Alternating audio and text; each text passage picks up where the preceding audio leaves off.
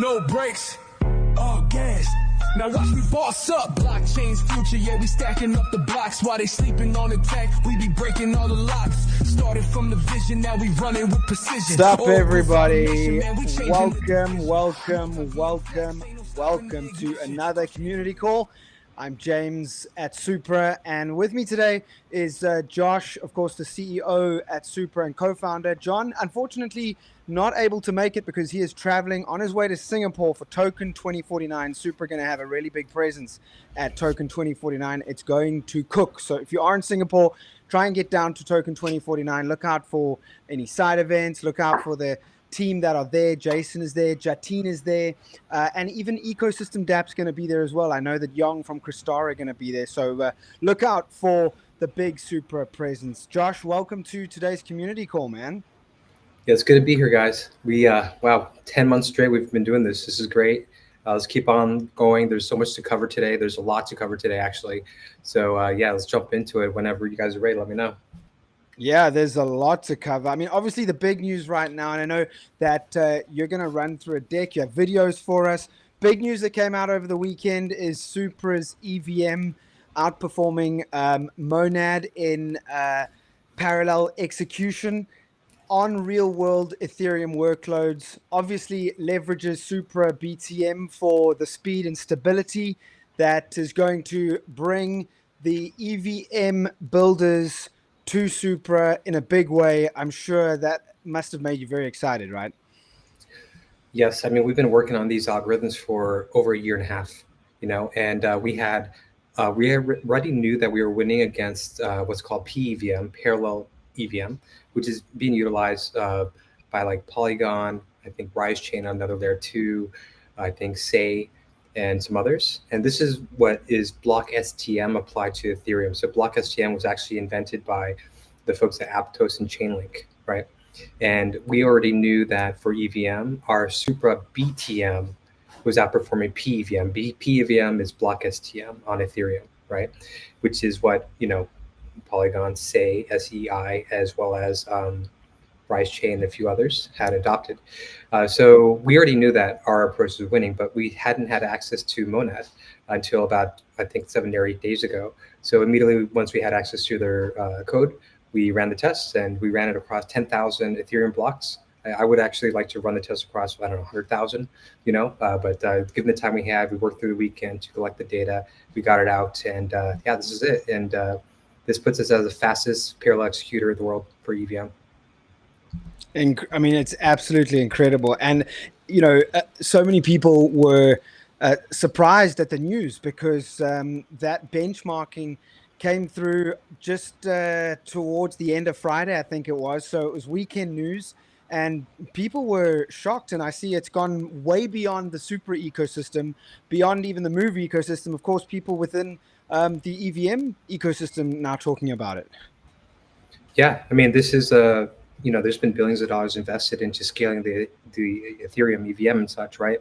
And you know, we kind of come along, and wasn't even our main pitch, but we just have put together a really killer, like, creative research team, and we also knew we were going to be multi-VM, and you know, the quest is always towards high performance, right? Now that means you want to optimize every single component. Now what we have excelled at is data dissemination and consensus, because we know that's roughly, let's call it 80% of the end-to-end experience. Actually, most of it is data dissemination and consensus. Actually, our new consensus algorithm, Hydrangea, and we have a new modification for it that's basically pushing it to the maximum limit for, and we're convinced, by the way, like, this is the absolute maximum you can take it for any consensus algorithm, you know. And this isn't even just coming from me, it's coming from multiple PhDs, you know what I mean, peer-reviewed, that kind of thing. So we have been optimizing it, first of all, with Moonshot. There are some others out there that are trying to mimic and model some of their new algorithms based off of Moonshot's research. So they're trying to copy us a little bit. We do have some protections there. We'll come back to that some other time. But Hydrangea is even more performant than Moonshot, so we just outdid ourselves. Now, why do I bring this up is because consensus, like I said, is like 80% of the end-to-end data dissemination consensus. The rest is, you know, parallel execution and storage, etc., which are, you know, each of those steps are very meaningful to optimize as well. But the most important thing to optimize is actually consensus. Ethereum's bottleneck is not actually the EVM per se; it's their consensus approach. That's why I'm feeling pretty good, and we feel all right to probably say, hey, Ethereum, if you guys want to use this, you can, because it's going to be hard for them to keep up with Hydrangea's speed anyways. This doesn't mean that we'll let anyone else use it, by the way. So maybe just Ethereum, we'll see. Everyone's kind of taking it step by step. We're getting kind of mixed reactions. Some community members are saying, don't let anyone else use this. Don't fully open source it just yet. We'll see. We'll have conversations with the community around that. But yeah, so when you put together Hydrangea, which is faster than Moonshot, and by the way, Moonshot is higher performing than Monad BFT, right? Which is their consensus algorithm that they had to come up with once they realized, the execution component was only a part of the end-to-end experience. Like they really had to come up with a consensus algorithm. Moonshot is already outperforming them. Hydrangea outperforms Moonshot. So when you take Hydrangea and you take Supra BTM, the parallel execution algorithm, put them together, and then also there's several techniques to optimize databases and stuff like this that we're exploring. But that part is we think is others have already done a really great job. I don't think we have to necessarily reinvent the wheel, although I do want to say that our team is looking towards further optimizations there as well. But consensus and parallel execution, that's a bulk of it. And we already have pretty much state of the art for both. So it's, to my knowledge, and I want to, there's kind of conflicting internal debate because, kind of as researchers, we always want to have humility to know where, let there be space for something possible to be better. And then you always want to learn from it. But at this moment, while maintaining this level of humility, there is a lot of confidence that this is the absolute fastest you can ever take this. Hydrangea with Supra BTM is the maximum you can take this. No one else, this is my belief, until proven wrong, no one else can beat this. No one else can even touch this.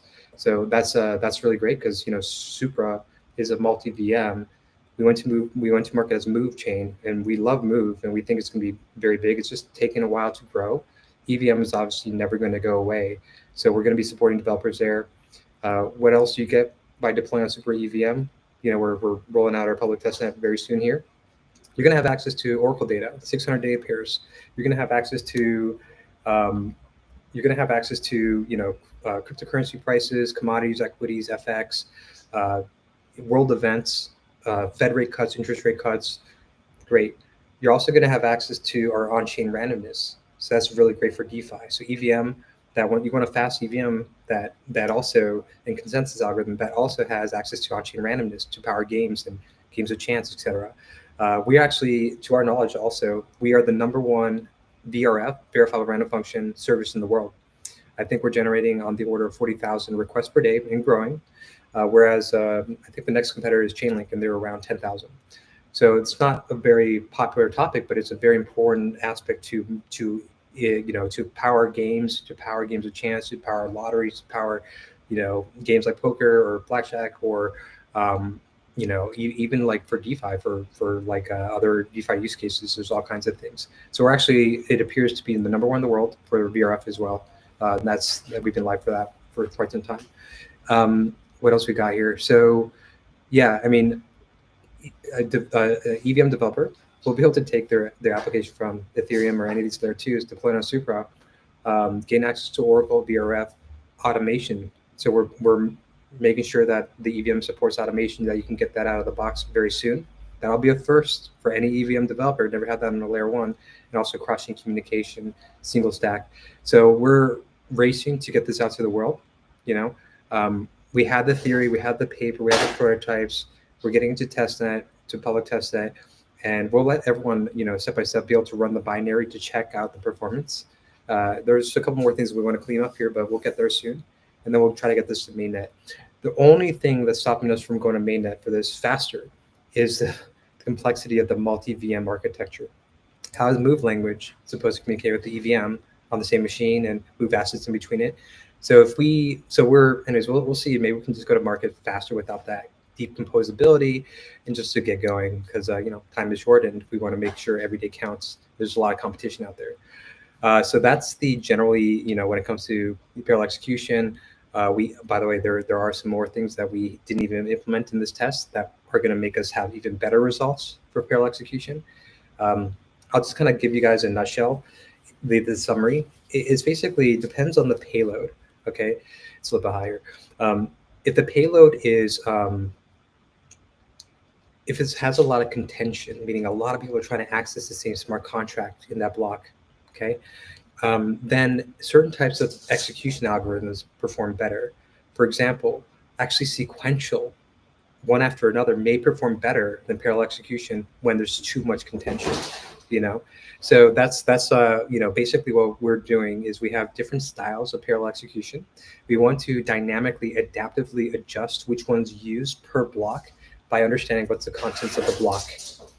So this is what we believe is the maximum way to handle this. So what we already have is good, but what the adaptive algorithm is pretty much going to take it to our knowledge, like the max we can take this.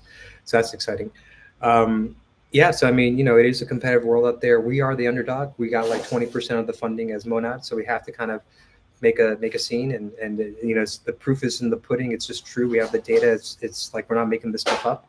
In fact, the paper has been published and accepted to an academic venue already pretty recently. We'll be speaking at that, I think, in Carnegie Mellon in California in a couple of like next month or something like this. So we're starting to get some recognition. Folks at Ethereum Foundation, Solana Foundation have reached out to us about hydrangea. So even though we're the small, little guy here, we got the goods, and people are starting to copy us. So we gotta spring to market. Let's go.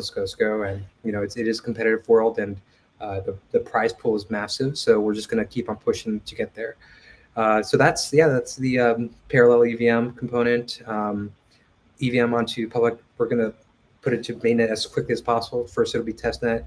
We hope that we can let developers deploy on one of our testnets.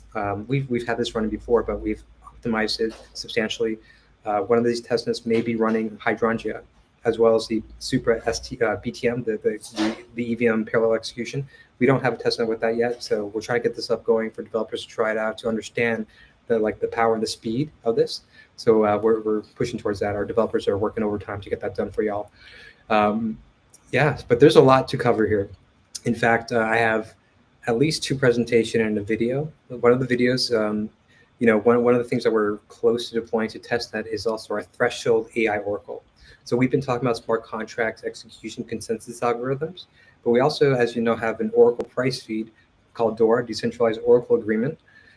But we also have innovated a threshold AI Oracle, the first of its kind. Also, even Chainlink folks were approaching us at a conference in California, in Silicon Valley about a month and a half ago. They were interested to learn about this stuff. So actually, why don't I just go ahead and get the video out of the way? I don't want it to, I don't want it to take up too much of my computer's resources. I should probably get a bigger machine. Let's go ahead and let me share my screen, and I'll walk you through this. Let's see. I'm gonna have to share the entire screen here. Let me see. Can you guys see this video? If I push play, can you see this video playing? Not at the moment. Your screen isn't shared at the moment. Okay, 1 second. Let me do that again. Window, entire screen. Let's try this again. It's probably gonna give you. Are you all able to see my mouse and everything? Still not yet. I wonder if. There we go. You're up. You are up. We can see it perfectly. Okay, so this is, we started building this in a centralized manner. We are proactively decentralizing it right now. And this is what we're doing here is we're basically, I'm going to walk you through the threshold AI Oracle.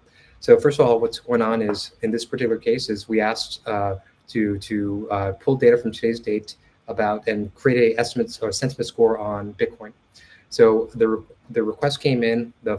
This example, we're only running 4 nodes. Okay, different nodes are, there's parts of these protocols where they have to communicate with each other, they have to verify their output, they have to, aggregate their output and then summarize it, then come to an agreement and threshold sign on the summary, okay, and then ultimately send it into a blockchain as well as the results.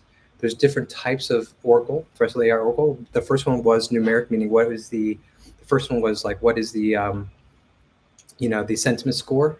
This one is a kind of a more of a qualitative, is is the question was Jerome Powell leave the Federal Reserve in 2025? The answers are yes, no, or uncertain. Node 1 said uncertain, Node 2 said uncertain, Node 3 said uncertain, Node 4 said uncertain. The ultimate result is uncertain. They vote on it. And once again, they're cryptographically signing and verifying it and then submitting it to a blockchain smart contract. The smart contract on chain also is checking signatures and such. There's different modalities here. Remember, the kind of interesting thing is smart contracts pretty much need to have either a binary outcome, a numerical outcome, or like select one of the outcomes. And you can't just be like, tell me a story and you output the story and that powers a smart contract. It doesn't work like that. It has to be something that the smart contract can trigger and do something with, right? And but also, these different models, remember these nodes are running different GPTs or, from Claude to Grok to ChatGPT to at least one or two others. And also, we also have this is once again just a prototype here, but we do have a method in which we're running this across even more models, right? And what you call this is basically verifiable AI. It's verifiable AI that can, you need to run it through consensus and a threshold agreement in order to come up with something that is actionable in a smart contract. Otherwise, it's too risky because AI can hallucinate. So we have different types of AI models here and types of Oracle data that we can bring to market. This is going to be really great, by the way, this service to resolve prediction markets. Prediction markets, they have binary outcomes across many different things. And you want to have these nodes basically run these threshold agreements on this. So what you're seeing is basically the prototype is about to go to testnet, and then from testnet to mainnet. Supra will benefit from this service first because we invented it, but then we will service other chains, and other chains will have to pay us, eventually for this, right? But this is the first, and we want to rush to be the first to also provide this service to others because we're the first, we're the pioneer here. So that's really exciting stuff. As you can see, I mean, let's kind of recount some of this stuff. We had Hydrangea, parallel EVM, Threshold AI Oracle, right? Proof efficient liquidity protocol, which we're going to be talking about today as well, and more.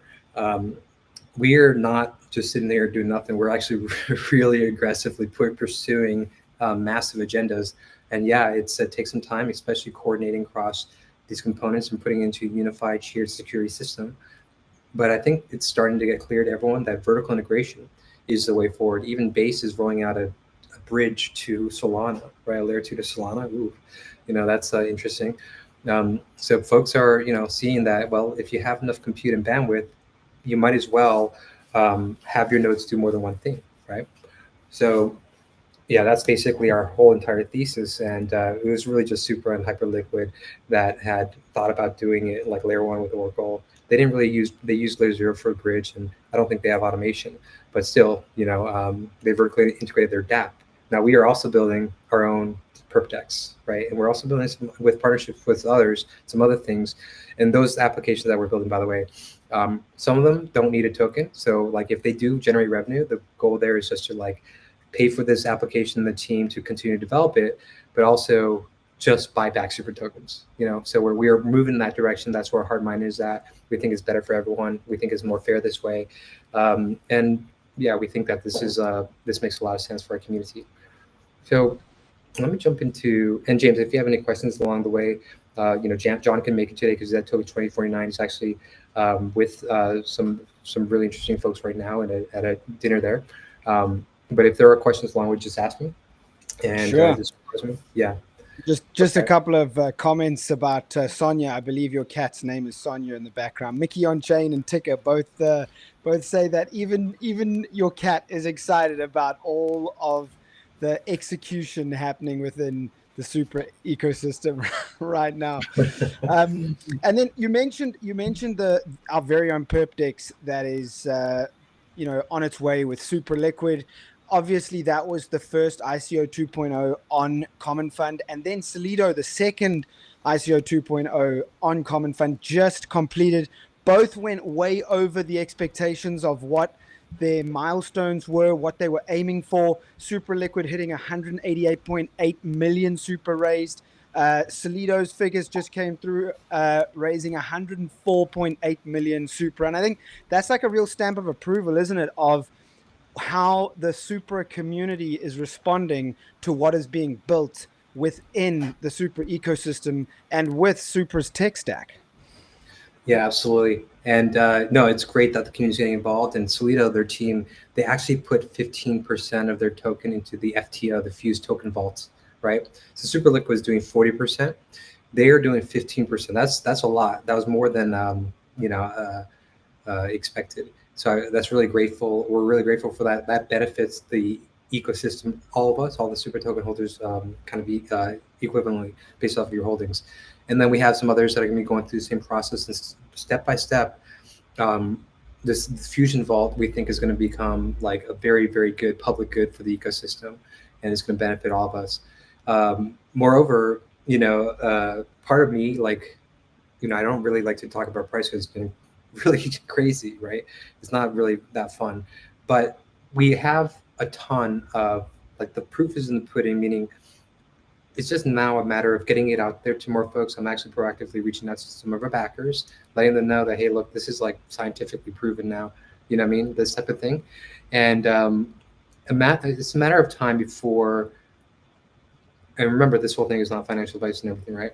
But it's a matter of time before we're properly recognized and valued. And when that happens, the funds that were raised for Solido, that value goes up as well in nominal US dollars because they raised in super token. So actually them raising kind of at like a floor bottom is possibly a good time for them to gain more resources over time as we grow. And then they are building, multiple primitives, including, their cash primitives is very similar to MakerDAO, MakerDAO DAI, DAI, right? Their stablecoin.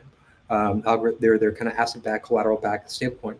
So Cash is their version of that. They're also doing liquid staking. They have a product roadmap. They're integrating AutoFi. So yeah, keep an eye on Solido.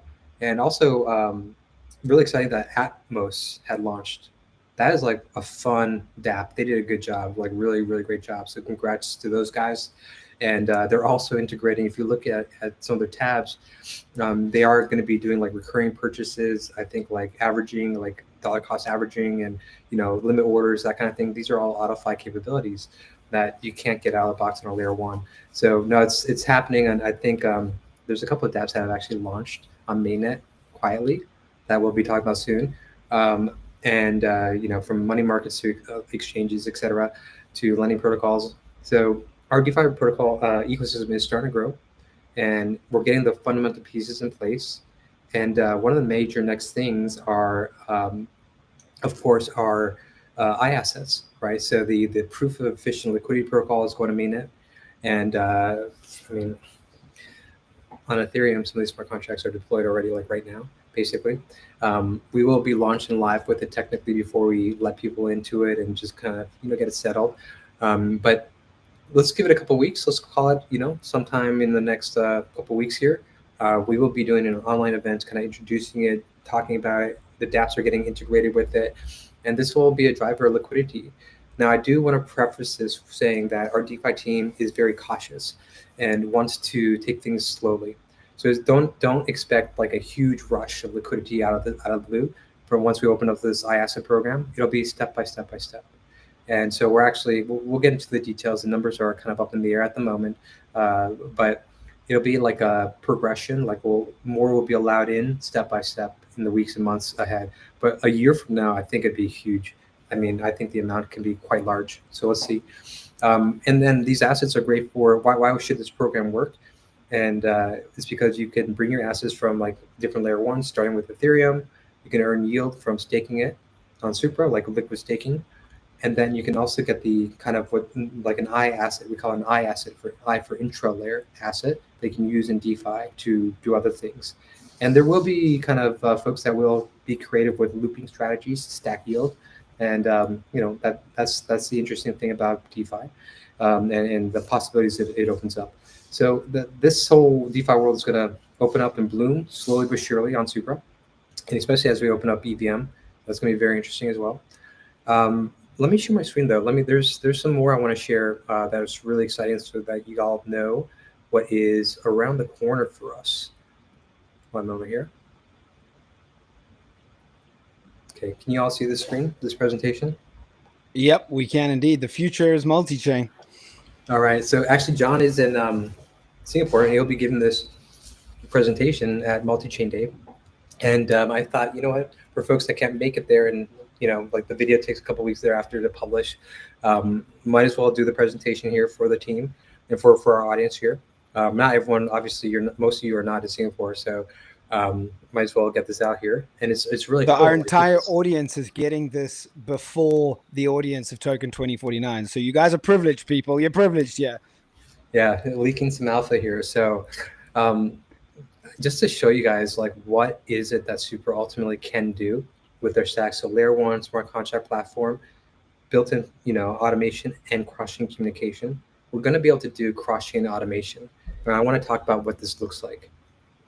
Now, can you guys see the whole screen right now?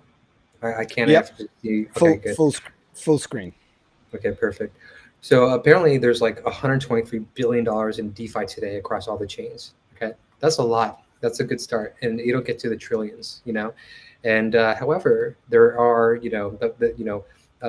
there's multiple chains to track. There's multiple dashboards. The market's 24/7, right? So it's kind of like, wow, how do I handle this? How do I manage all this?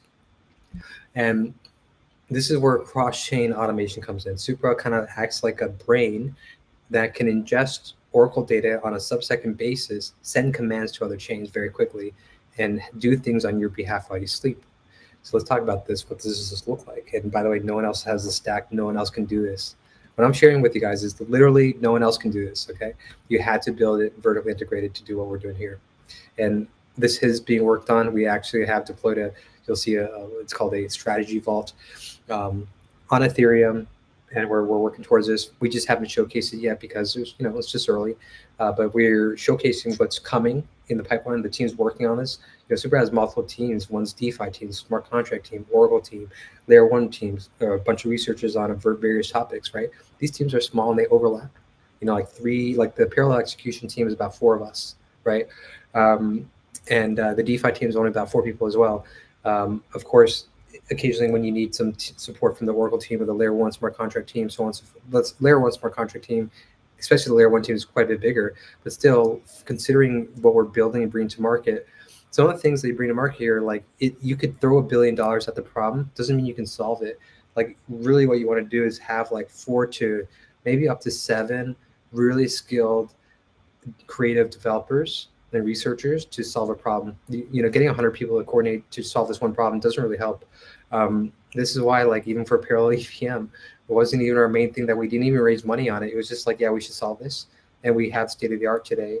And yet billions have been invested into it, and we are able to solve it. Anyways, to continue, cross-chain automation is going to be very, very interesting. Supra is going to play a pivotal role in this future. We know that the world is multi-chain.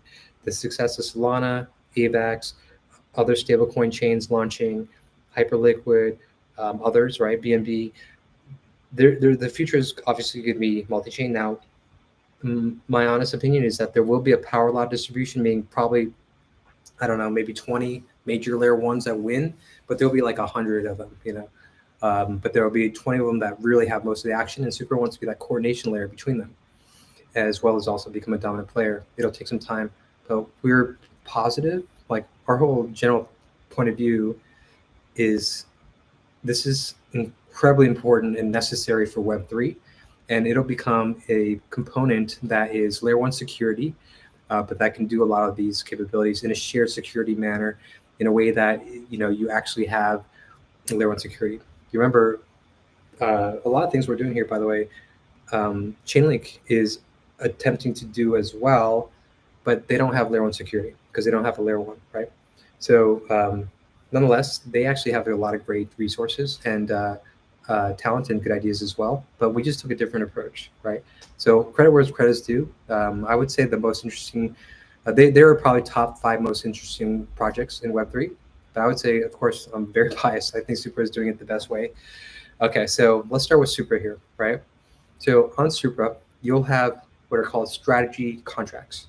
Okay, strategy contracts basically ingest or digest information from Oracle, price feeds.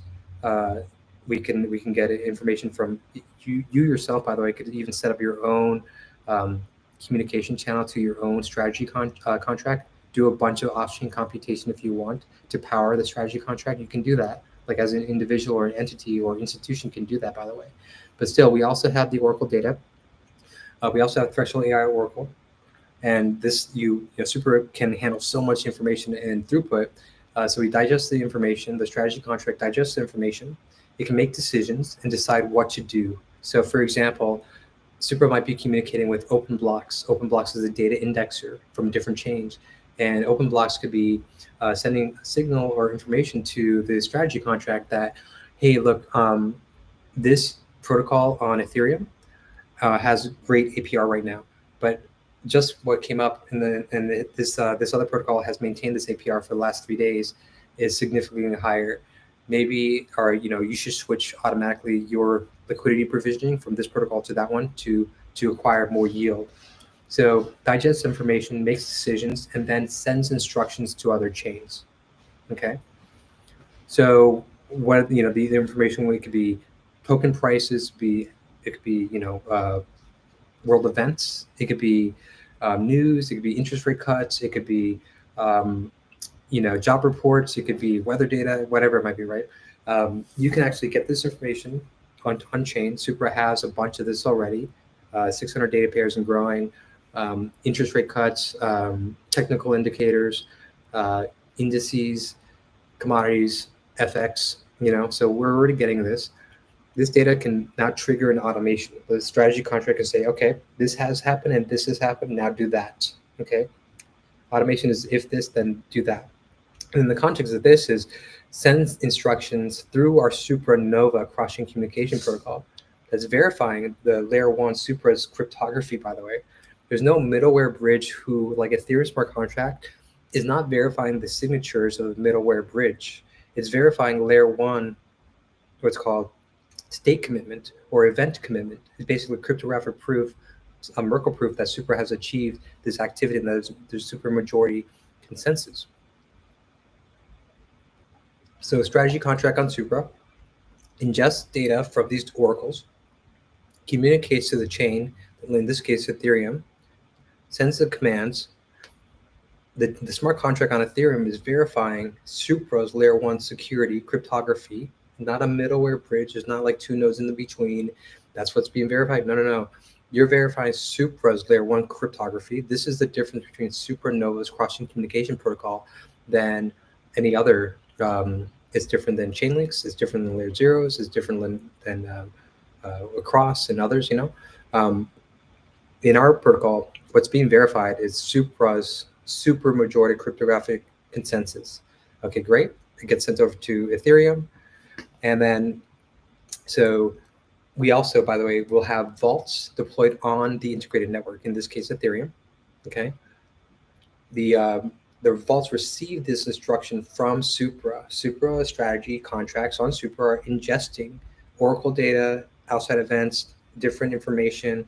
It could be you in your garage running a large language model or a machine learning model to trigger your own strategy to do something, by the way, You can do it yourself, or you can do this more in a kind of decentralized manner.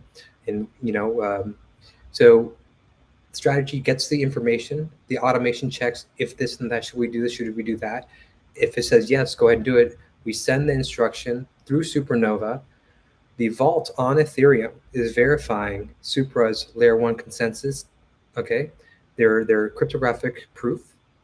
And then this is what the vault does. And from there, the vault is already connected to other dApps on Ethereum, okay? So through what are called adapters. So a contract, this smart contract on Ethereum, this vault, right, is verifying Supra's instructions, verifying that this is super majority agreement, and then from there we'll trigger further instructions to move the assets, command the assets to go here or to this application or to this application, okay? So your logic is actually, your brain is actually on Supra's automation smart contract strategy contract, and it's sending commands to Ethereum to move your asset from this protocol to this other one that has a better yield. It could be happening very, very quickly while you're sleeping, automatically. So you're basically able to automate these like yield farming or whatever it might be, seeking yield or looping strategies, whatever it might be, you know. I think that's So the big thing for the audience and the community, is being able to automate and leverage AutoFi and Supra's automation on other chains. yes, this is big. And remember, this is not some AI bot doing this, where the AI bot can get corrupted or offline, or Correct. there's no Or security there per se. Yeah, or it could have vulnerabilities, whereas you're leveraging not only Supra's automation but also its security as well. that's right. So the way we do it is way more secure, than like letting some AI bot. Remember, in an AI bot running in a trusted execution environment doesn't mean it's not hallucinating. Okay, and it doesn't mean it could be ingesting bad information too. This is why, like, our Oracle protocol is so rigorous. The price fees, the threshold AI Oracle, etc. These are designed to be as provably true, right?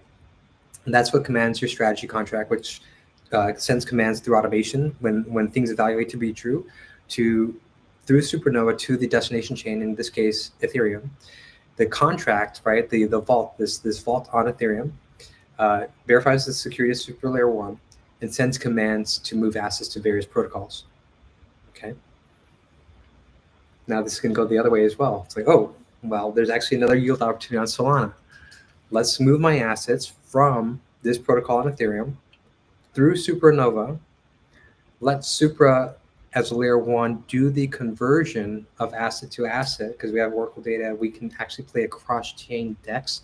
So Hyperliquid did a perp DEX. Supra's plans, well, we are building Superliquid, but Supra's plans have always been to build a cross-chain DEX, vertically integrate this application use case of layer 1 asset to layer 1 asset, convert it. Of course, this will be fee generating just like every other DEX, and then ultimately convert it to, in this case, a Solana application. So the automation could say, hey, look, there's a better opportunity on this other chain. Move your assets back to the vault, move the assets from the vault to the Supra vault on Ethereum through Supernova, do the conversion, get into the solid native asset, and move it to a different protocol on Solana, right? And this can be happening in real time without human intervention. So these are the types of things we're moving toward. This is the future. This is clearly the future, and this is the best way to achieve it. It's the most secure and it's the lowest latency way to do this. Remember, Supra is really fast.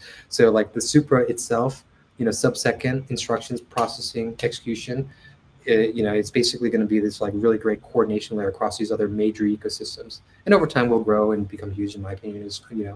Are you not afraid of opening up Pandora's box here? Because like our producer Napoon said, with AutoFi now being accessible, when this is finally deployed and available, with AutoFi making all other chains accessible, Ethereum, Solana, etc., you could literally yield farm the whole of crypto in one single click. That's our killer application. That's our goal, is to basically allow you to find the best opportunities to look. The thing that people, especially folks in DeFi, they don't like to have assets sitting there idle, not earning yield, right? So this is a way to keep your assets alive and active and constantly seeking the best opportunities in real time. And there will be folks, and I don't want to leak this too much. I'll give you a little bit of alpha here. Some of these strategy contracts and automations could be managed by professionals, and you can kind of do this together, almost like a form of copy trading, perhaps, but in a decentralized manner, in a non-custodial manner, in a manner where no one can steal your funds, right? But maybe someone has done the work to find the best opportunities, ways to do X, Y, and Z. But let's be honest, blockchains, one of the core use cases is asset management, right? Yeah. So it comes down to trading, it comes down to seeking yield and providing value, aka liquidity, etc. And but yes, the goal is, and I'll show you in a second here. You can kind of see the vision already, right? Do this in real time across everything. Super becomes a massive coordination layer here, and you need to basically. This is the whole vision. You can see it basically. This is what we're trying to do. We're playing a major role that's needed. Right now, the way that folks are doing this is that Super in the middle is an exchange, and then they also manually have to get involved. And there's latency, and then there's all this stuff, and exchange hacks, and there's custodial risk, etc. But everything we're doing here is non-custodial, It's your keys. It's true Web3 crypto, ethos, right? So this what you're seeing here is Supra as an intra layer. Okay, so let me kind of just share a little bit more of like what do we need to do to get here. So we have this proof of efficient liquidity protocol, these iAssets, right? For us to get the iAssets, which are coming to mainnet, they're on testnet already. Actually, let me see if I can pull this up here. Testnet, it's pretty cool. Oops, can't see my screen. Can you all? Okay, let me go back here. Sorry, I shouldn't have done that. Okay, so I'm sharing this screen still. Okay, good. Yeah, so basically, I got a little bit too excited there. Basically, yeah, you were going to show us which iAssets are available, which protocols are available on testnet at the moment. Yeah, we'll have to follow up with that, and stay tuned. We'll share more on that very soon. But basically, Supra, for us to even have these iAssets, we needed to have Supernova, and then for us to have Supernova, we needed to have and to make iAssets effective. There are several things that we need to have in place as well, right? And to have Supernova, we had some cryptographic techniques that had to be implemented. Now, with Supernova and iAssets, okay, it's smart contracts, of course, and layer one consensus, all that, of course. In order for us to enable this interactive layer between layer ones, and this coordination brain, okay, this cross-chain automation. Remember in the other example I gave you where there's assets in Ether, Ethereum move into Solana, you have to use some form of assets that's on Solana, either a wrap token or do a conversion. That conversion is a decentralized exchange that Supra's layer one to layer one native asset settlement. Okay, native asset to native asset, we think will be faster than centralized exchange, and speed and security and more secure. I mean, that's huge for a DEX to be faster than a centralized exchange is huge. Yeah, because centralized exchanges have to, you have to do your conversion on the exchange. Okay, then you have to cash it out. You have to click it. You have to wait for them to cash it out, and then you have to, do that across multiple chains. Whereas in Supra, you can send the instructions once, and it can coordinate a multi-chain transaction immediately. So that's the goal we're moving towards. That's the vision. Now, in order to bootstrap this decentralized exchange, this cross-chain native asset. When I say native asset, I'm saying real Ether to real Sol, real Sweet to real BNB. Not just wrap versions, like the real thing. Remember, why would you do that? Because some protocols may not accept the wrap version; they need the real thing. In order to do that, we need to bootstrap these vaults. Okay, so the iAssets, you put your assets into a vault or Supra vault on Ethereum. Now that you got real Ether in that vault, yeah, you bring it to Supra to do things with it, but you have now, over time as we deploy these other chains, we have real assets in this vault, real assets in this vault, real assets in this vault, all controlled through Supra's layer one security. And then that bootstraps the liquidity of these vaults. Now we can do real asset to real asset cross-chain exchange settlement, right? If you want to get real Ether for real Sol, you need to bootstrap that liquidity pool. So the POEL protocol is the precursor, the iAssets, right? The proof of efficient liquidity protocol is the precursor to the dynamic function market maker, the DFMM, the cross-chain DEX I was referring to. So that's coming too. That's going to be enshrined into it and only use the Supra token for this as well. So I think you all can see that this is a massive vision, and this is probably the most complicated layer one ever done. So I think you can understand that even though we've been working our ass off and we love it, it's just takes time, and but we are just, so determined to bring this to market because Web3 needs this. This is going to be, look, everything eventually is going to be like, and I'm not even talking about ourselves here only, but every layer one, every oracle, every bridge eventually is going to be fees on, turn the fees on. And Supra, when we're going to try to wait, as long as we can to not really do that, just continue to focus on growth and implementation and integration. But as these other protocols that have been live for some time, they're going to turn their fees on. We don't have, perhaps we won't turn our fees on just yet. We're just focused on growth. But ultimately, Supra will have fees generated from our layer one activity for automation, for cross-chain communication, for cross-chain DEX, for oracle price fees, for on-chain randomness, super liquid, DFMM, and other products that we launched. Everything is going to be fee generating eventually, right? This is why we have this idea. Like, while the market doesn't recognize this today, we've been saying that we have this super token thesis, meaning try to do one token to power many things instead of splintering across here, there, and there. By the way, Super is going to also, we've been working on storage, decentralized storage network, same thing, single token, same network. And that there Wow, is that's like, huge inside alpha right there. yeah. I mean, we've been working on it. We just didn't, like, we had to prioritize what we're going after, but we were doing storage too, decentralized storage, and that'll come, I don't know, sometime next year.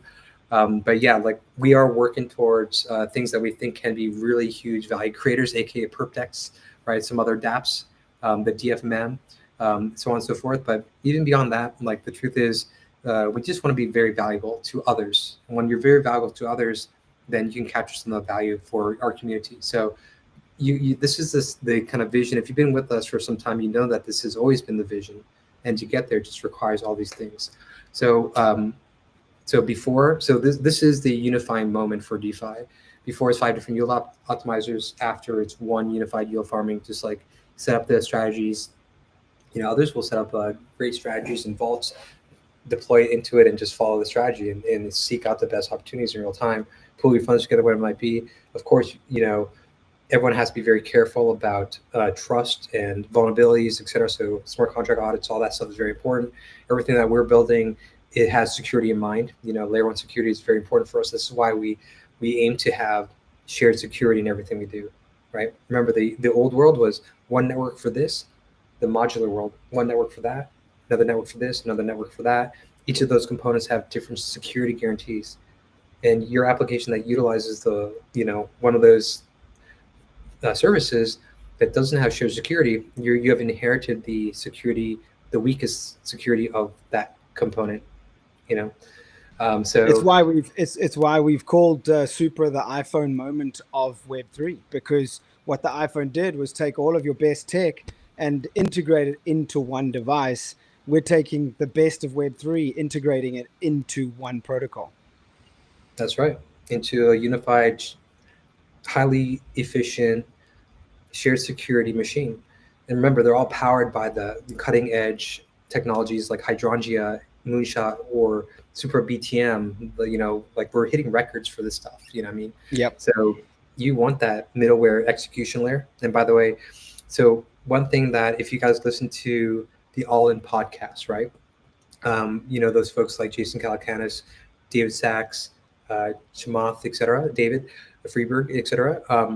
They had hosted Anatoly recently from Solana, and he knows this. He knows that let Ethereum be a settlement layer. Solana wants to be an execution layer because all the money's made in execution. I know this too. That's why we want to be the execution layer in the middle of multiple chains, because that's where the money and fees are generated, right? And things like MEV, et cetera.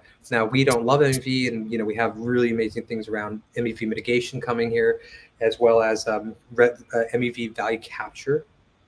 We have this like auto arbitrage, auto liquidation, system level automation that is coming nicely. That'll be a very big revenue driver, in my opinion, for Supra. But that's all about execution, right? So Anatoly knows, and I know this too, that like the real game, the real value capture and revenue generation is execution, not settlement. And also, as part of execution, you get settlement. So more or less, like, we are going to be competing to be the execution layer, and we're an execution layer that's faster. Like Hydrangea with Supra BTM is going to outperform Solana's Alpenglow and Sea Level. We already have early data on this. It's looking good. Alpenglow is like similar to Hydrangea, but we have stronger guarantees. And also Supra BTM, the parallel execution algorithm, is outperforming. It's early, so I don't want to say for sure, but it seems like it's outperforming Solana's parallel execution algorithm Sea Level. So we are going to compete with them. And in fact, I would say Solana is the most formative component right now. And because they know the executions where all the value is, and so anyways, touche, that's good. But we're what we also bring is automation. We also bring built-in Oracle. We also bring in cross-chain communication. We also bring in on-chain randomness and threshold AI Oracle. So the execution that you can do on Supra, you can't necessarily do anywhere else. Even if Solana and Supra become like similar speeds, Supra, I believe, will have the edge. I think we're going to probably end up being 20% faster for consensus plus execution. And remember, we're working on the Solana VM. Supra is a computation platform. We have MoveVM, EVM's next. We're going to bring Solana VM to Supra as well, right? Like, we're really going for the big picture here, And but yeah, long story short, it comes down to execution, and Supra is aiming to be the execution engine with more bells and whistles and power and capacity, as well as capabilities rather, than anyone else. And even our hackathon in permissionless in New York City, the winner, what he did is he brought assets from BNB chain to Supra to use AutoFi to do things on Supra, and when he was done with it, to bring it back to BNB. And he did this naturally on his own, without us suggesting anything. So he's using Supra the way that we want them to. Developers, we want them to use it that way. And continuing, we do have a clear path to generating revenue and fees, and there's actually a lot more. I mean, I can't wait to show some of the things that are in the pipeline. That'll be for next month, because like everything's moving closer and closer to mainnet. There's some very exciting stuff. I would say the next few months are going to be very, very critical for Supra to prove everything we're talking about. I think this presentation is really useful for you all to see the vision, to remind you of the vision, and the fact that it takes step by step these things to get there. And yet at the same time, we are internally very competitive to want to win, and meaning highest performing consensus execution, optimize every component. Because guess what? If we don't do it, someone else would. The Solana team are very much similar. In fact, I kind of learned a lot from them in the last couple of years. And I used to be kind of an ETH maxi, and I was kind of like, the Solana thing, the proof of history. I was like, oh man, everything's great, but like we're always going to win if they use proof of history. Then damn it, they switched it out to Alpenglow. I was like, shoot, that's like so much closer to. They're doing way more things closer to what we were already doing with Moonshot, all-to-all communication, and so on and so forth. So once I heard that, I was like, oh no. Now we got to really, really kind of, lean in, and then get going, because I always knew we had a huge edge against proof of history. It didn't matter if they had Freaking Dancer or Fire Dancer for proof of history. The algorithm was the problem, but then they had the humility to upgrade it, and they're working towards that. And it's a big deal. But we're all looking at the same things, and we're solving it in different ways. But our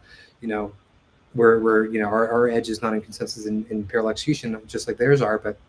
And just to be clear, like right now, our team truly believes that Hydronia plus Supra BTM is going to outperform Alpenglow and sea level. Meaning we're going to also, we aspire to be, we hope, and this is until proven, but we're close. We aspire to be a better execution engine for the Solana virtual machine than Solana itself. So this will be coming out in the next several weeks and months, as well as we'll get more data and share that with everyone. Okay, so yeah, the goal with automation, cross-chain automation, is you set it once and it works everywhere, and it's working for you 24/7. Okay, so future DeFi, you're going to need AI-assisted DeFi. Threshold AI oracles will help there. You're going to want 24/7 operations. Automation is going to help there. You're going to want Supra to play as automation, cross-chain automation brain that's coordinating your assets in real time in a multi-chain world. Now, coming back to iAssets, we'll be doing a presentation here in about 2 weeks. We'll do an event talking about that as we have iAssets on mainnet. So step one, so what are iAssets, right? So step one is you bridge assets to Supra. This is our liquidity program. We have started our liquidity program. Liquidity programs, if you're not careful with that, they can become Ponzi schemes that are not sustainable, right? Whereas we really focus on doing the hard thing and finding out a creative way to make this sustainable, and also win-win-win, right? So in this program, the first thing is you do is you bring your asset, like Ether, Bitcoin, or other major token, to Supra. You borrow Supra tokens against it, okay? So you have your Ether, you brought it through Supernova to Supra. Now you use that as collateral. You borrow Supra token against it. You stake the Supra token using your Ether as collateral, and you earn yield, the first source of yield, 8%. Simultaneously, you get the iETH, the iAsset. You mint the iAsset that's redeemable for the original ETH, and you get liquid staking rewards. Okay, this is your base APY, your first 8% paid out in Supra token. Remember, Supra token also doubles or triples or 10x's in nominal US dollars. Your APY has now 10x. You know what I mean? So we think that folks that actually join us in this early program, and it will be limited capacity in the beginning. I think there's once again, not financial advice. We do take all our precautions to make this secure, but I can't promise you exactly how much you may make. Okay. Now, and everyone can go back to the beginning of our stream where we do display our disclaimer. So we have a very clear, legally binding disclaimer. So everyone should be well aware of that. This is entertainment purposes only and educational. Okay. That's right. But absolutely. Yeah. And I may or may not totally mean what I'm saying. Okay. But yeah, so I think you guys get the picture. I'm very passionate about this stuff. This is like, it's so cool because these ideas have been like, you had to really study DeFi for a long time, and you had to be creative with this to come up with it. So you bring your Ether to Supra, you mint iAssets, earn Supra yield because you're using your Ether as collateral. It's kind of similar to like Lido ETH to some degree, at least those kind of ideas partially inspired by it. Very different though. But either way, you borrow Supra against, you stake the Supra to node operators, earn yield from block rewards. But we are also issued an iETH. This iETH can be deployed in Supra DeFi, okay, to do other things in Supra DeFi. Maybe you lend it out. Maybe you use it as collateral to borrow other things and do other things, right? So, and if you do that, you can also earn possibly additional liquidity provisioning rewards, other fees for providing liquidity, so on and so forth. So it's a dual reward structure. You get block rewards plus you get DeFi yield potentially, right? So that's the core concept of our proof of efficient liquidity protocol, the POEL thing, right? And the iAssets, a major component of this.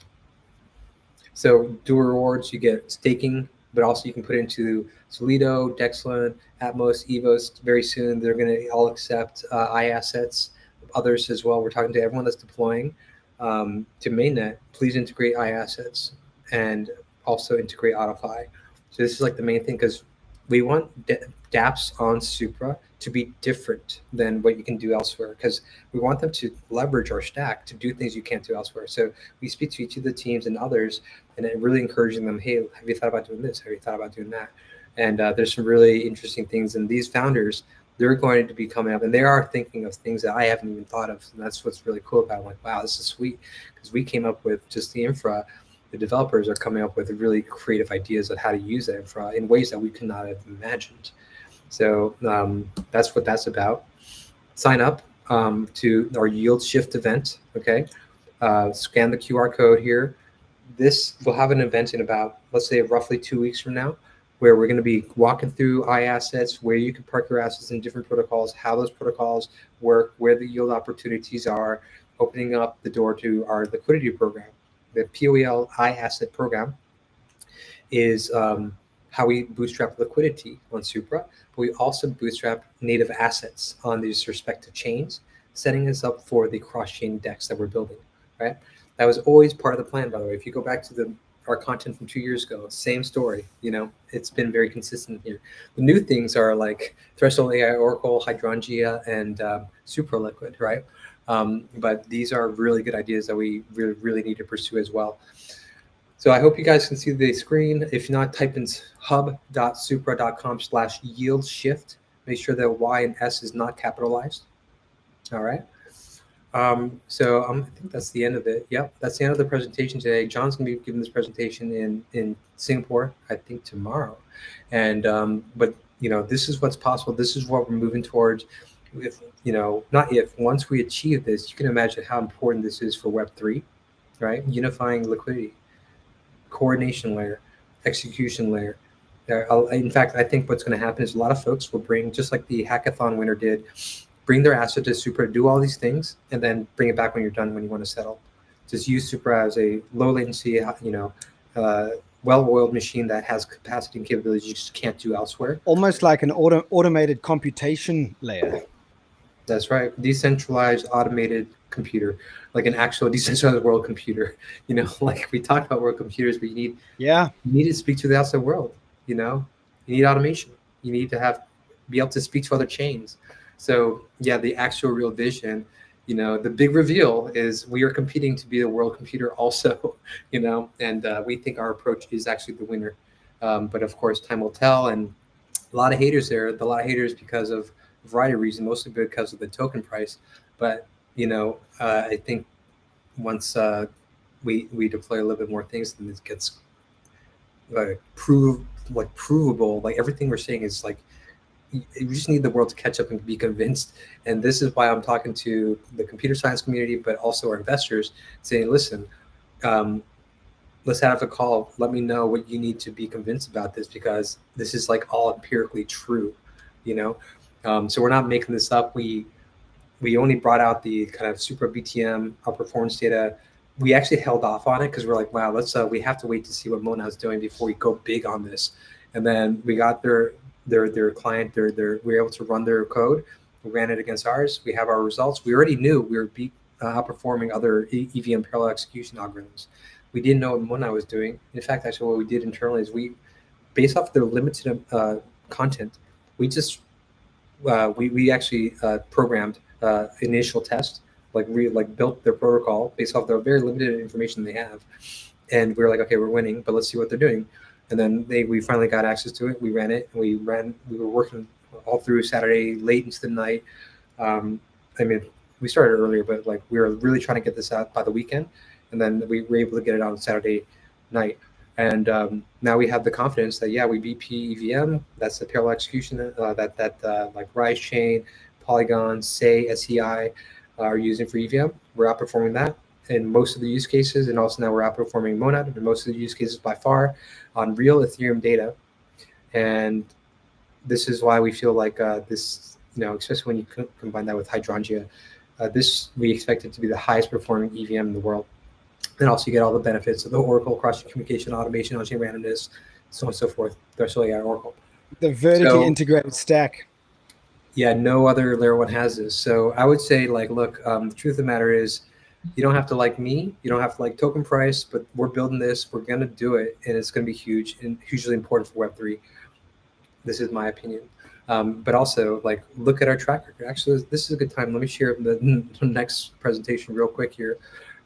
Just kind of give you the roadmap of what we have achieved already. I mean, we shared this roadmap at the beginning of the year. You can see a whole bunch of green check marks throughout that roadmap. And then, of course, what's coming in the next quarter, which is really exciting.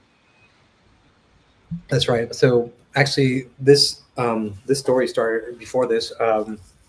We had the Oracle, we had on-chain randomness running on a smaller, non-mainnet, but we were servicing our Oracle protocol before that.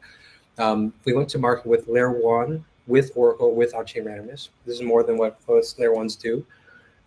We published our white paper. Everything was built from scratch. There was no forking of any protocol. We built everything from scratch, from first principles. Data dissemination, consensus. Remember, we have folks, major teams right now that are copying ideas from Moonshot. These are ideas, and I'm not sure if they know that we have some IP protection there, but we'll come back to that another time. We went to market with Move language. This here, the historical analysis of transaction workloads, this was part of the work we were doing for parallel execution, by the way, looking at the different payloads on Ethereum and Solana and other chains.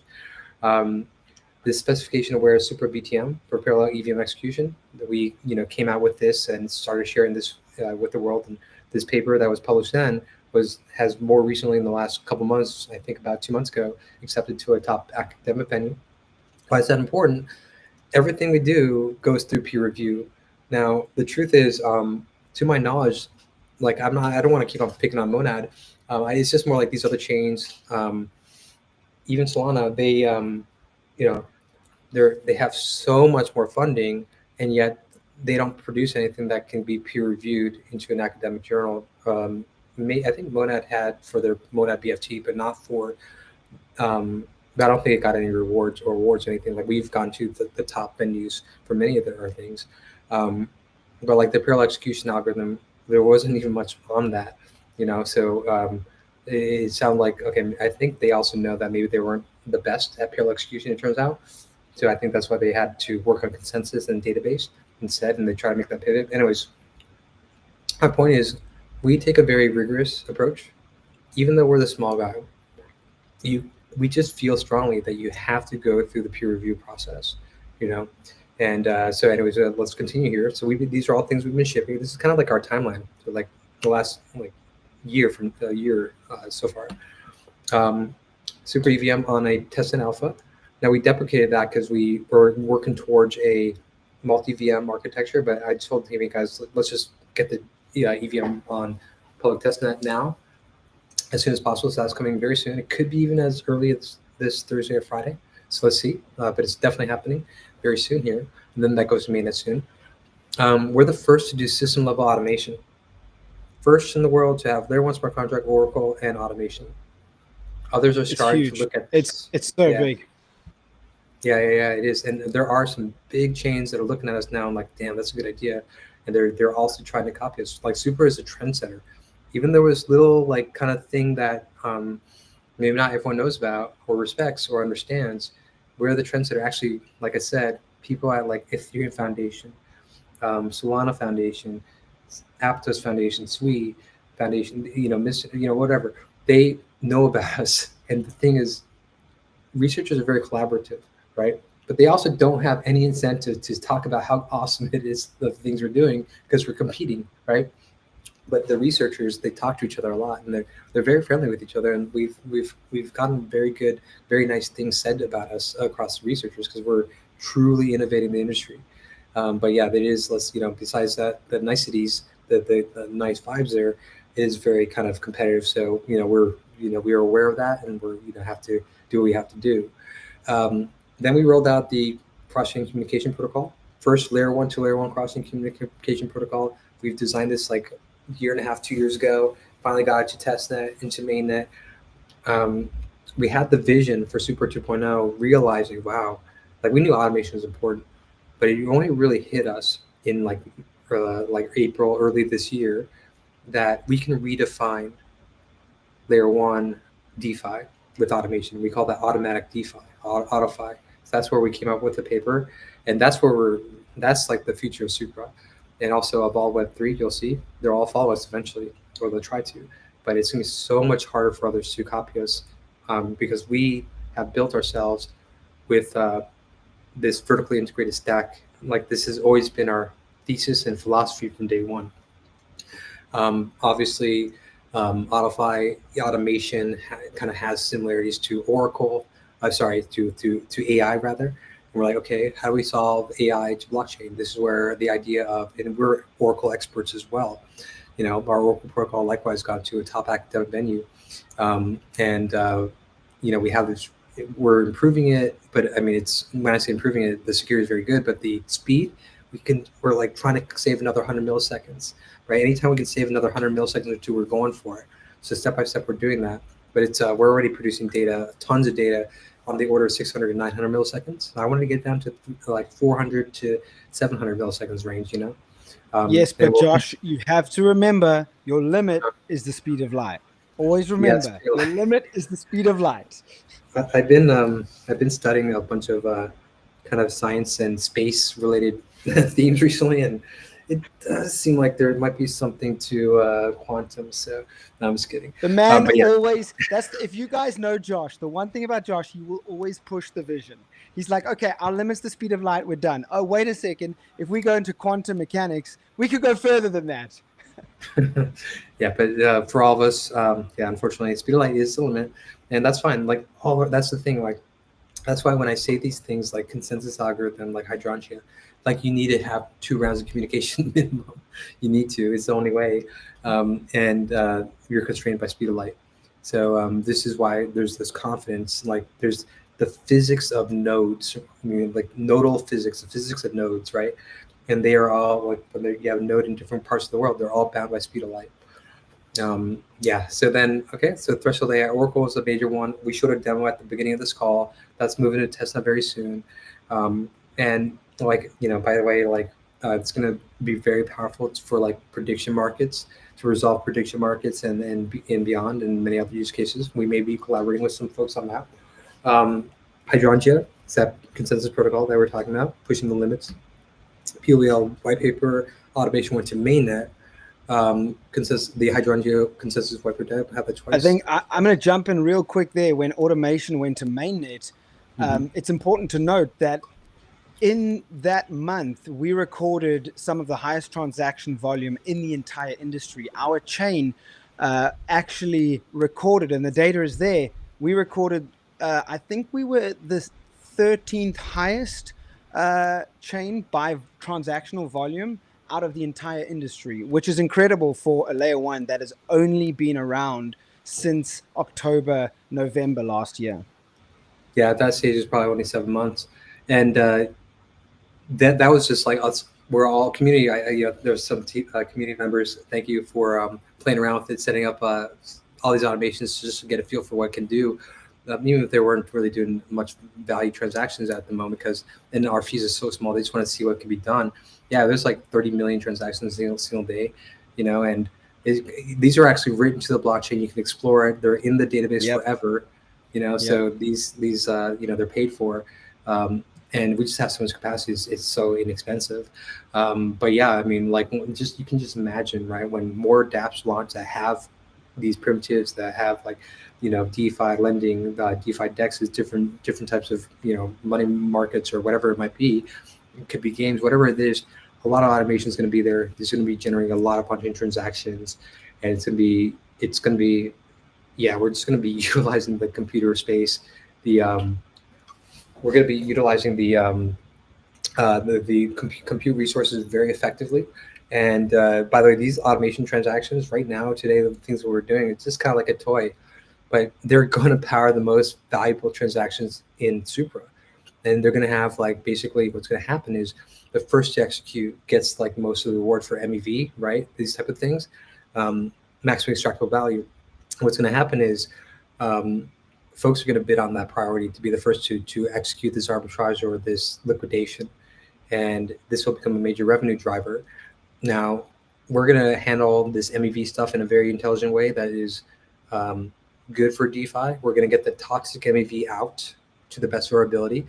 I spoke about that particular topic at New York City at Permissionless. If you want to take a look at that, it's a huge idea. And also, it's being validated by the work that Chainlink and Flashbots and Aave are doing. They're doing it in a partial manner. We're doing it in a very more deterministic, faster, cleaner way, because we have control of the layer one, right? Because we're designing the layer one with the vertical integration. I want to be careful with what I say. We don't have control of layer one per se, like we have to get all the node operators to upgrade, etc. But for the moment, we're designing this thing, and we vertically integrate it, so we can have the ability to basically prioritize certain types of transactions in a certain manner and revenue share and do things like buybacks once we get this going. But step one is get the technology in place. Step two is bridge to other ecosystems, bring assets to bootstrap Supra DeFi. And then once you have Supra DeFi, there's opportunities. There's already opportunities with the launch of Atmos and Solido and Dexon. There's already some arbitrage and liquidation opportunities there. Remember, those are fee generating. The thing that is happening on other chains, this exists. It's there's billions of dollars being sucked out of those other chains and ecosystems by these MEV professionals. Okay, they're not necessarily giving back to layer one, right? These arbitrageurs, right, and these and such, and some folks are doing really toxic stuff, and what we can do is we can kind of internalize, like prevent the toxic behavior to the best of our ability, and then also internalize the good behavior or revenue, or excuse me, the maximum extractable value. There's good, like liquidation, timely liquidation means DeFi is solvent. Arbitrage is keeping spreads tight, keeping things balanced. These are good forms of MEV. MEV, that's good for the execution quality of the end consumer. It's good for the end consumer, basically, is what we're trying to say here. Okay, and then where are we at here? So yeah, that value capture, by the way, will be revenue shared to the DApp where it came from, become a new business model for the DApp, be revenue shared for the node operators that are running the infrastructure. Eventually, we hope we can get off of block rewards, right? And then finally, it can be used to be doing things like super buybacks, the super token buyback, and get that flywheel going. So that's a vision, and we're getting there. We're getting there step by step. All right, continuing here, Supernova went mainnet. That's the layer one for crossing communication. iAssets is on testnet. The super integrated development environment is a great tool for developers. Our team is doing really great tool to like get everything you need to get going. So developers absolutely love it. A lot of them said great things about it recently. This is what's coming in the next 3 months, right? I mean, by and large, soon the timelines are a little bit tough, as you can imagine, but all the things that you just saw, we've been delivering, and we delivered. Especially at Oracle, we talked about that, saw that on the beginning of this call. That's being deployed testnet very soon, and then mainnet after that. POEL is on testnet. That's going to mainnet in a couple of weeks. Supernova to ETH, back and forth. Right now it's just one-way bridge. And then Supra back to ETH is going to be turned on. We're also integrating more chains. These stablecoin chains we're interested to integrate with, whether that's the Circle Arc or Tether Plasma or others. BNB, it doesn't matter. We just want to connect to everything, Solana, etc. Even Hyperliquid, whatever. We just want to connect to everything. Supra EVM and Supra Parallel Execution, that's going to mainnet soon. The Hydrogen consensus, same thing. Testnet first and mainnet. Super Liquid, public testnet, then mainnet. We hope to achieve all this within the next 3 months. I can't guarantee all of it, but a lot of it will be achieved because a lot of it's already well in motion, So yeah, that's it. I mean, I hope you folks can understand that the vision is massive. It's important for Web3. And it's important to show what you did in the first half of that roadmap is you showed the actual achievements to date, not just what our vision is, but what we have achieved throughout the last couple of months and years as well. That's right. Yeah, this is it's a lot, and we're probably one of the most productive and prolific teams out there, and also we have some of the best ideas in Web3. So, and that really goes credit to the researchers and developers, yeah, I mean it's really challenging, but it's like also like the coolest thing ever, and like it's something that Web3 needs. We all knew this for like the last 10 years. And especially now that we know for sure there's a multi-chain environment, right? So yeah, I mean, I feel like I'm exactly where I'm supposed to be and doing what I'm supposed to be working on. And with our team, James, you've been amazing, getting the message out there. Nimpoon, I mean, really, guys, it takes a clan to do this. It takes a tribe to do this. There's so much to do, and it's a big team, yeah.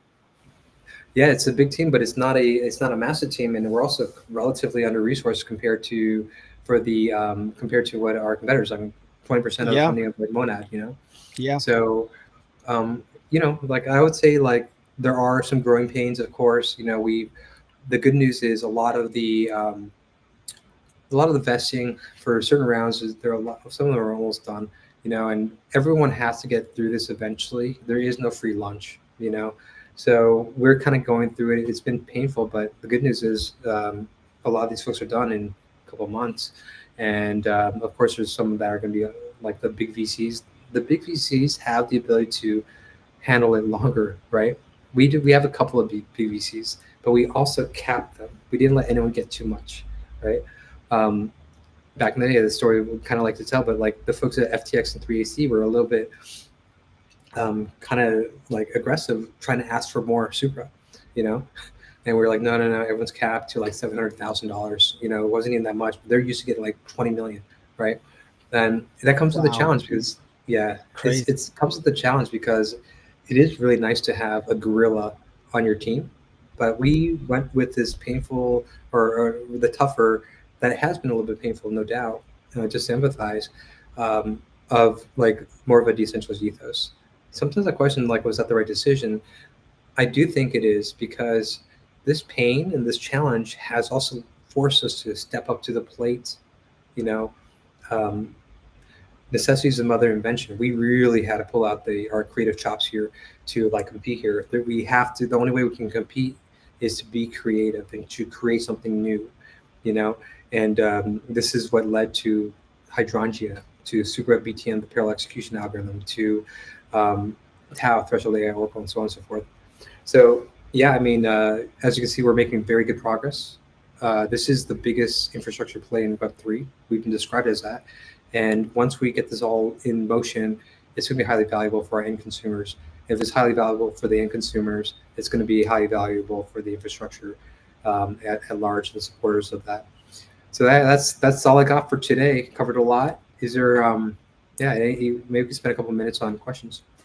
It was huge. I mean, that was a lot. That was a total of 80 minutes, Josh, 81 minutes that you took us through. You had no John to help you and support you through. You also had no less than 3 presentations, if you include the video of Threshold AI Oracles as well. So, man, that was crazy. Look, there are a couple. I know you did mention it in the roadmap, but Slicken on X, I'm not sure what their handle is, but Slicken on X just wants to know when the planned EVM launch is.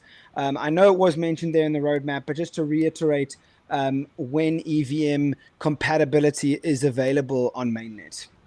Mainnet is a little bit tougher to guesstimate the exact time. I would say hopefully November.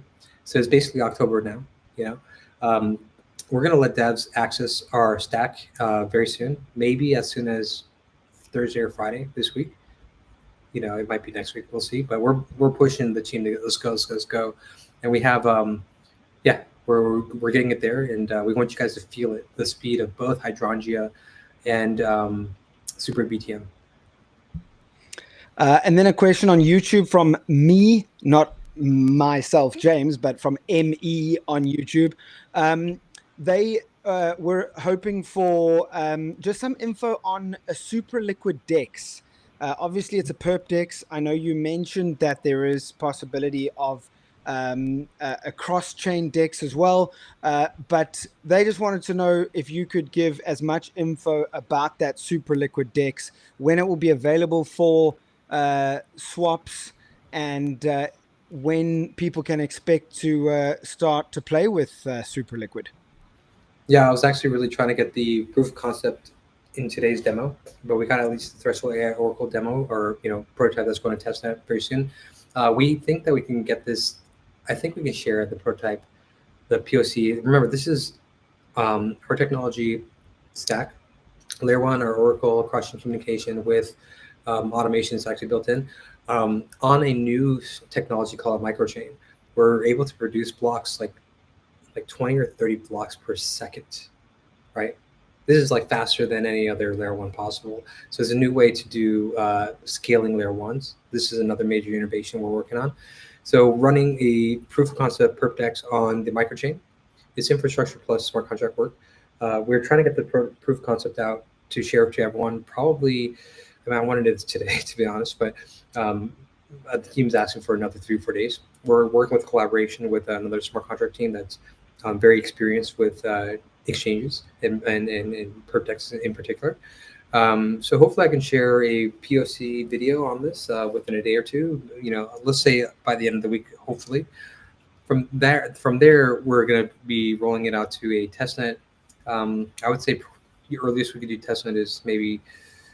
I really don't want to say because I don't want to disappoint anyone, but we're really trying to push for like October, end of October type of range. And then let's just say it's October, November range, and try to roll out probably a point system pretty soon thereafter, get it to mainnet thereafter, continue the point system, and then from the point system to an airdrop. And then, there's strong incentives that are lined up. We're really studying groups like Hyperliquid, Lighter, Astra, MyX. We're studying them. It's heating up. I know there's a lot of perp DEXs, but at least what we're going to have is, I think we should save for the next community call on the details, because it's pretty cool. We do have a couple of capabilities and strategies and liquidity incentives that others will not have. So we're all going to be fast. Yeah, we're all going to be, well, at least we're going to be secure. We hope the others are secure. And the goal here, though, is really, it's great. If we're all great UX, we can basically make the front end look the same as anyone else, whatever. How do we gamify it though? How do we have incentives to bring liquidity, market makers, traders to leverage our system instead of others? That's where we have some really creative ideas, which we'll have to share probably next community call, maybe a little bit sooner. But you can expect a lot more on those dynamics. We also don't want to reveal our hand too soon on what we're doing in those regards. But just put it this way, there's a lot of focus on technology, of course. There's a lot of focus on how we're going to bootstrap liquidity, how we're going to have incentives for people to choose us over the others. And we got some very, very fun ideas here. All right. I know that your schedule's crazy. It's already 9:26 p.m. for you in Hong Kong. I know you have meetings and emails still to get to on a Monday night. But there is a question from No Phenomenon, which No Phenomenon, I'm going to ask Josh if you can. I'm going to DM you on Slack. If you don't mind getting back to me sometime this week, I'll get back to this person on X because it's a real technical question and we don't want to take up too much more time. So the last question I'm going to ask is this. From Web3 Free Crypto. Web3 Free Crypto asks, how can the community, and this would be, what would your advice be here to someone like this, Josh? How can the community actively participate in the testing or governance of all of the new features that you've just laid out here today? Yeah, so testnet is usually the best place. So like AutoFi, like automation goes to testnet first before it goes to mainnet. Everything goes through testnet first before mainnet. Now for Supra EVM, that's going to be on one of our testnets, and then you'll be able to play. We're going to expose that to anyone that wants to deploy and play around with it.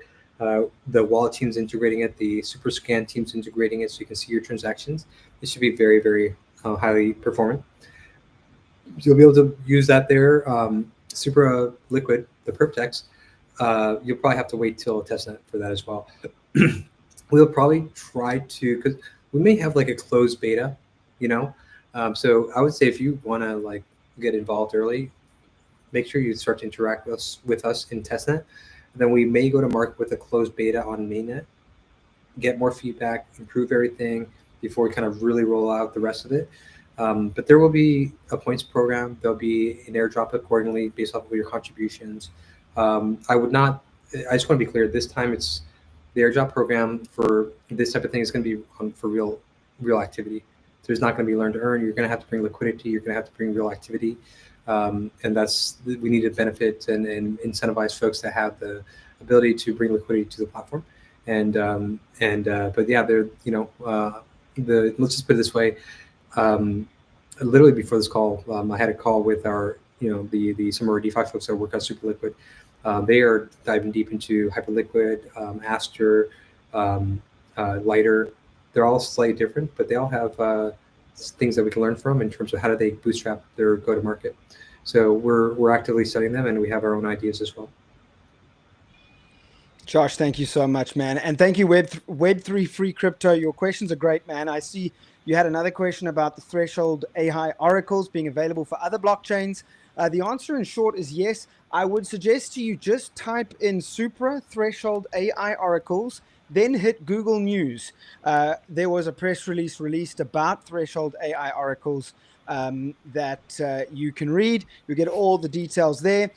Also, you can chat to Jatin. A couple of you guys have been asking about actual technical involvement and being involved with testing out these various protocols and the new tech coming to Supra.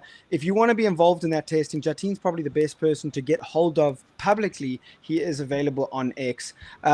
Big shout out to everybody. K5, Kwagu Kagra, Super Daddy, Martin, my man, had a kid's broken arm and still was able to come and join us on the show today. We've had such a great audience. Spiky.fun, Mumar Officials, my man, I hope that answered your question about Liquid. And I think that's about it, Josh. Thank you so much. You have given over and above what was expected today on this community call. We'll catch everybody at the end of October, 4 weeks' time. The SUP this Thursday. So much more to come. Any final comments, Josh? Yeah, I mean, just, Supra's not just a layer one. We're going for something bigger and more grand that is missing in the marketplace. And we have the right technical approach No one else can do this without doing it the way we're doing it, and I'm confident about that. So yes, it's very difficult because we're not just a layer one, we're not just a bridge, we're not just an automation network, we're not just on-chain Oracle service or randomness service. You know, it's all in one. So it is very challenging, and it's the biggest build in Web3.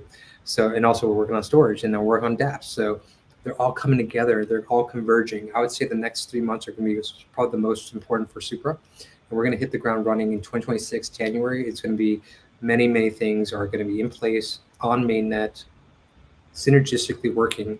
And you're going to start to see that this vision is going to be becoming full reality.